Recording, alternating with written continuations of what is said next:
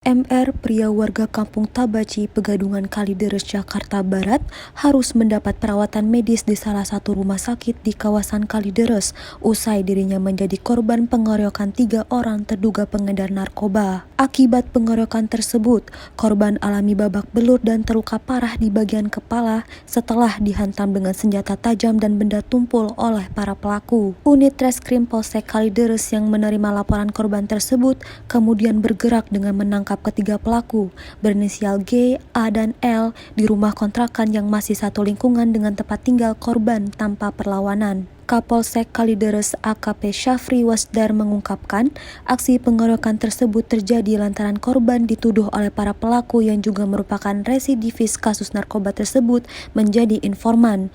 Namun setelah dilakukan pemeriksaan ternyata korban bukanlah informan seperti yang dituduhkan para pelaku. Selain mengamankan para pelaku di rumah kontrakan para pelaku, saat digeledah polisi mendapati barang bukti berupa 3 klip narkoba sabu seberat 1 gram lebih, alat hisap dan timbangan digital, sebilah celurit, 2 telepon genggam, serta pakaian korban.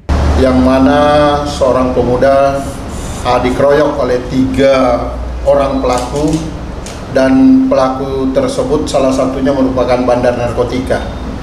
Jadi kronologis awal, pelaku ini dan korban dan para pelaku ini sebenarnya tinggal di satu lokasi yang sama, dan para pelaku mencurigai korban ini adalah informan dari polisi, sehingga mereka merencanakan untuk mencari korban, dan setelah menemukan para pelaku ini memaksa untuk mengaku sebagai informan, namun memang korban ini bukanlah informan.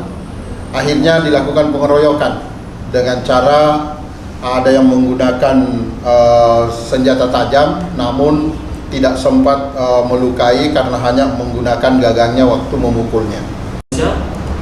Pelaku pertama berinisial G, kemudian yang kedua berinisial A, dan yang ketiga L.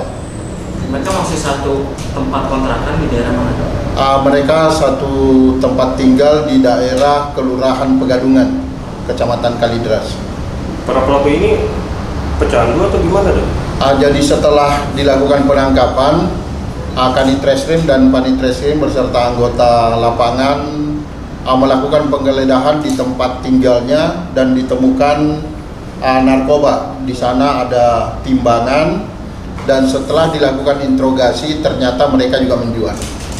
Atas kasus temuan narkoba di rumah kontrakan ketiga pelaku, polisi kini masih memburu satu pelaku lain yang telah dikantongi identitasnya. Guna mempertanggungjawabkan perbuatannya, para pelaku dijebaskan ke jeruji besi Polsek Kalideres dengan jeratan pasal berlapis, yakni pasal 170 KUHP tentang tindak pidana penganiayaan dan Undang-Undang Narkotika Nomor 35 Tahun 2009 dengan ancaman hukuman pidana di atas 10 tahun penjara. Dari Jakarta, tim liputan melaporkan untuk Sinpo TV.